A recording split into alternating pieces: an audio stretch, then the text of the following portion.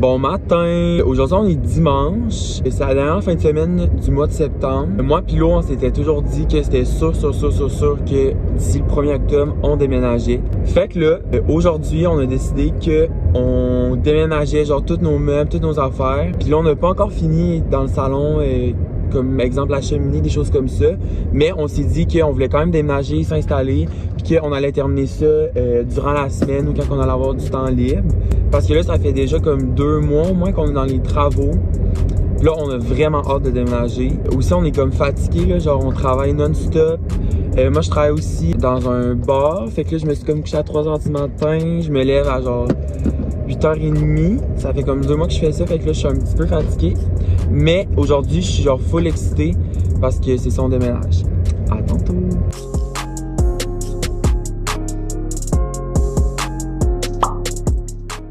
Bon matin! Comme vous savez, on a un triplex. Triplex égale 3 fois plus de problèmes. Ce matin, dans le fond, le petit monsieur qui habite en haut, René, est venu me voir parce que sa porte débarrait plus. Puis dans le fond, elle a comme brisé genre la clé, en tout cas. Ça a comme brisé la poignée. Fait que il a fallu que on ouvre la porte avec des pinces. En tout cas, fait que je vais aller acheter une nouvelle poignée de porte. Puis c'est ça, puis là j'ai pris un petit café avec lui pendant comme 40 minutes là en attendant que mon beau-père vienne nous aider. Victor, où sommes-nous? Au Ikea! On y va tous les jours?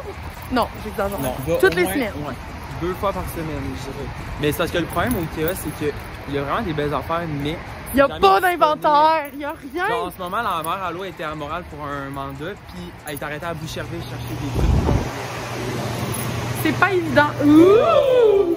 C'est la première fois qu'on vient ici puis qu'on remplit notre panier parce qu'il y a ce qu'on veut. Fait que ce qu'on a acheté, c'est les pôles à rideaux pour nos chambres puis le salon. On a acheté des tablettes pour à côté de la cheminée. On va mettre des tablettes, des plats à Pokéball. Puis des cochonneries pour accrocher les pôles. Aussitôt revenu du Ikea, aussitôt bricoleur. Donc, on est en train de figure out comment on va poser ces pôles à rideaux-là. On savait pas, mais il fallait qu'on aille des vis. Heureusement, Bob et Bobette, les bricoleurs, en ont à la maison. Fait que ça, c'est correct. Notre drill. Et voilà. Donc, on se lance. 3, 4. Zoom! Woo! Ah! Go! Wow! Donc, on se pensait bon, on les avait posés, on avait posé les rideaux, puis finalement, on a réalisé qu'il fallait poser ça un peu plus loin, puis ça un peu plus loin, parce que sinon, les rideaux, quand ils tombaient, ben ça cachait vraiment la fenêtre. Encore une fois, Ikea nous fait refaire les choses une deuxième fois. Yeah! Ah! Crème! C'était écrit dans le manuel qu'on fallait se coincer l'orteil.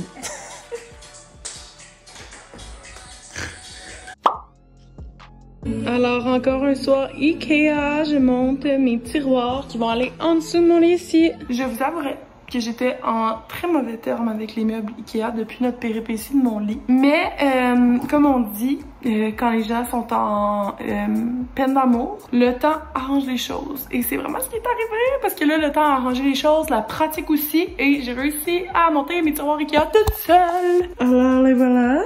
Je vais les installer puis vous montrer à quoi ça ressemble. Mais j'ai réussi ça en moins d'1 heure. Je suis très fière. Alors, je pense que je vais pleurer parce que j'étais tellement fière. Regardez comment c'est beau. Oups là, ça a fait casser. C'est magnifique, tout rentre à la merveille, ça roule. Mais là, j'ai levé ma tête après les avoir posés puis... Ça va où? Évidemment, c'est sûr. Bon, fait que je vais sortir ça puis je vais regarder. J'ai trouvé. Ça va juste ici. Fait que ça sera pas compliqué, j'imagine. Quoique, peut-être que ça va être compliqué. Oh, je suis tellement tannée, là. Plus de peur que de mal. J'ai réussi. Alors, on va passer dans ce trou-là. Victor, il se passe quoi? On rénove! On monte la cheminée, oh yeah! Ok, tu l'as fait de ce bord-là aussi? Hey, je capote. Ça va être beau, là.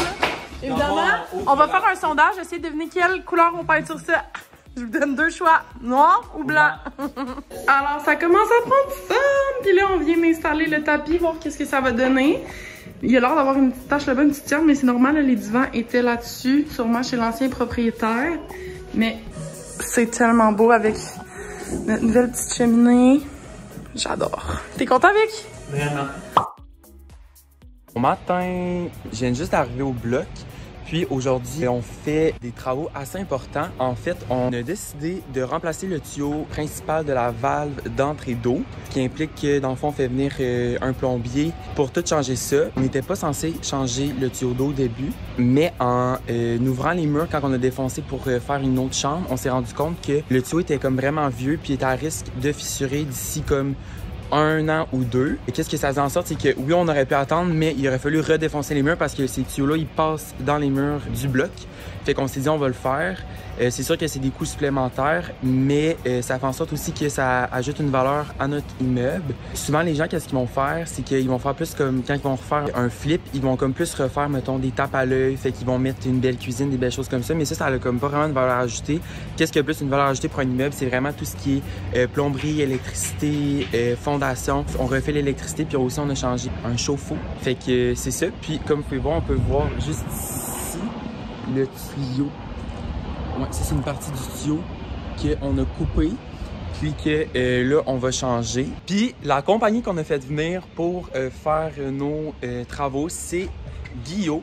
Orange et vert, vite comme l'éclair. Mais non, ça fait, en fait, c'est vraiment une bonne compagnie. Ça fait plus que 60 ans qui exerce le métier d'électricité et de plomberie. Fait que c'est pour ça qu'on leur fait full confiance. Puis ils sont full professionnels aussi. Wow! Caroline, hein, je suis pas une vlogueuse. Donc, comme vous pouvez voir ici, ça c'est le nouveau tuyau.